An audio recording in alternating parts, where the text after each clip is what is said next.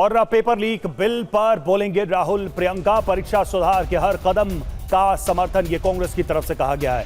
और pellet gun पर हमें जवाब चाहिए, ये कांग्रेस ने कहा है। पैलेट गन के मुद्दे को कांग्रेस उठा रही है लगातार। सरकार भरोसा दे तो चर्चा को तैयार। कांग्रेस पेपर लीक बिल के खिलाफ नहीं है।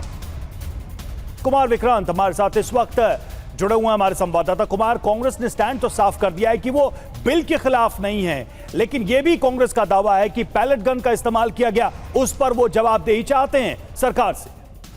जी बिल्कुल, पैलेट गन का इस्तेमाल हो या कील लगे डंडों का इस्तेमाल हो या लाठीचार्ज की बात हो या फिर AK-47 का इस्तेमाल हो, इन मामलों को लेकर कांग्रेस पार्टी का लगातार ये कहना है कि सरकार इस पर जवाबदेही अपनी तय करे। किसने आदेश दिए, किसने इम्प्लीमेंट किया, ये चीज सामने आनी चाहिए। तो कांग्रेस पार्टी कहना है चर्चा के लिए वो तैयार है, लेकिन सरकार से वो एश्योरेंस चाहेगी कि इन मामलों पर वो जवाब दे।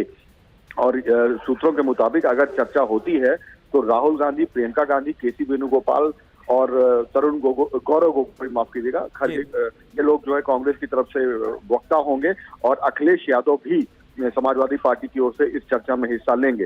लेकिन अब इंडिया ब्लॉक की बैठक इस समय चल रही है। कांग्रेस ने अपना स्टैंड विपक्षी दलों के तमाम जो अन्य फ्लोर लीडर्स हैं उनके सामने रख दिया है। समाजवादी पार्टी, TMC, शिवसेना, उद्धव ठाकरे, इन सबके नेता यहाँ पर मौजूद हैं। तो ऐसे में अंतिम फैसला आने में चंद मिनटों की देरी है कि क्या विपक्ष फैसला करता है। ठीक है, आप नजर बनाकर रखिए कुमार, आपसे आगे भी बात करते रहेंगे। अरविंद सर, किस तरह से आप कांग्रेस पार्टी की और पूरे ऑपोजिशन की इन डिमांड्स को देख रहे हैं? जहां तक एंटी पेपर लीक बिल का सवाल है, 2024 में भी कांग्रेस पार्टी ने समर्थन किया था, इस बार भी समर्थन करती हुई नजर आ रही है। लेकिन ये जो पैलेट गन का मुद्दा है, लाठीचार्ज का मुद्दा है, क्या आपको लगता है कि अगर बिल पर चर्चा आज शुरू होती है तो वो चर्चा इन मुद्दों की वजह से डिरेल हो सकती है, या फिर इन मुद्दों को परे रखकर ऑपोजिशन इस चर्चा में एक सार्थक तरीके से पार्टिसिपेट करता हुआ नजर आएगा? देखिए, बिल जिस तरह से बना है और जिस तरह से सहमति बनती दिख रही है, मुझे नहीं लगता कि उसमें कोई ज़्यादा दिक्कत आएगी संख्या के हिसाब से भी। और बहस के भी मुद्दे मेरे ख्याल से बिल में जो प्रस्ताव सुनाई दे रहे हैं उसमें बहस की बहुत ज़्यादा गुंजाइश नहीं। असली सवाल यही है कि ये जो पुलिस एक्शन हुआ, जो पैलेट गन आया, इस मसले को कितना जोर दिया जाएगा, या इस पे गृहमंत्री बयान दें और सफाई दें।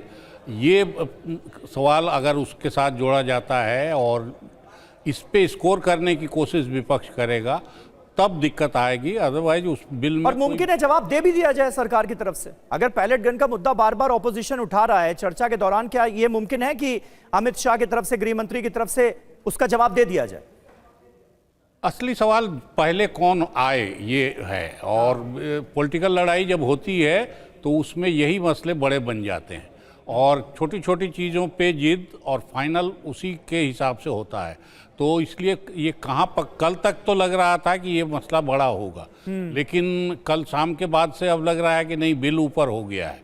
तो कायदे से अभी तो बिल का ही की उम्मीद करनी चाहिए कि बिल पास करना सबकी प्रायोरिटी में रहेगा और जल्दी उस दिशा में पहल हो। और मेरे ख्याल से कांग्रेस या विपक्ष का कोई भी ये नहीं चाहेगा कि उसकी इमेज ये बने कि वो सख्ती और सख्त कानून के खिलाफ है, तो इसलिए वो सब उसमें आएंगे। बिल्कुल, ये सारे विषय जरूर हैं, लेकिन रामकृपाल जी, एक सवाल मेरा ये भी है कि इस पूरे मामले में एक बहस ये भी चल रही थी कि कहीं ना कहीं जब स्थितियां आगे बढ़ी तो बीजेपी की लीडरशिप ने ये एक प्लान बनाया कि इसका क्रेडिट कांग्रेस को या दूसरे राजनीतिक दलों को ना जाओ, इसलिए डायरेक्ट CJP के साथ इंगेज किया गया। क्या आप भी देखते हैं कि पॉलिटिकली विपक्ष को जो इसका फायदा मिल सकता था उसको किसी तरीके से सरकार ने नियंत्रित किया या मैनेज किया?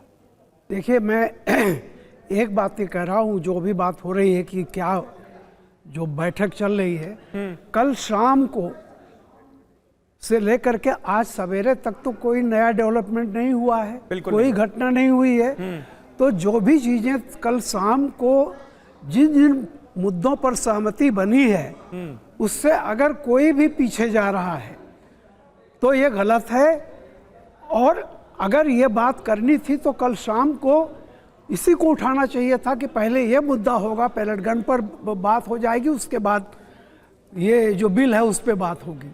मुझे लगता है कि सब्सिक्वेंटली फिर सोच समझ करके जो कल शाम को आपने एक सहमति पर पहुंचे हैं उस पे अमल करना चाहिए।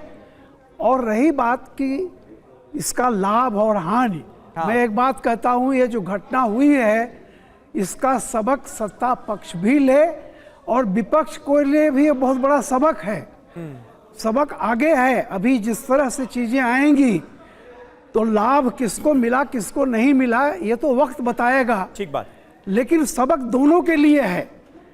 ये जो चीजें आ रही हैं अब सिर्फ संसद के अंदर जो चीज होगा उससे नहीं होगा। हाँ, डिजिटल मीडिया है, देश पूरा देख रहा है क्या क्या हुआ चाहेगा है। नहीं कि एंटी पेपर लीक बिल जब आ रहा है ऐसे वक्त में जब सरकार 2024 के कानून को और ज्यादा कड़ा बनाने जा रही है, सजा बढ़ाई गई है, जुर्माने की रकम बढ़ाई गई है, ऐसे में ऑपोजिशन नहीं चाहेगा कि वो इस बिल पर समर्थन करता हुआ नजर ना आए संसद के भीतर भी।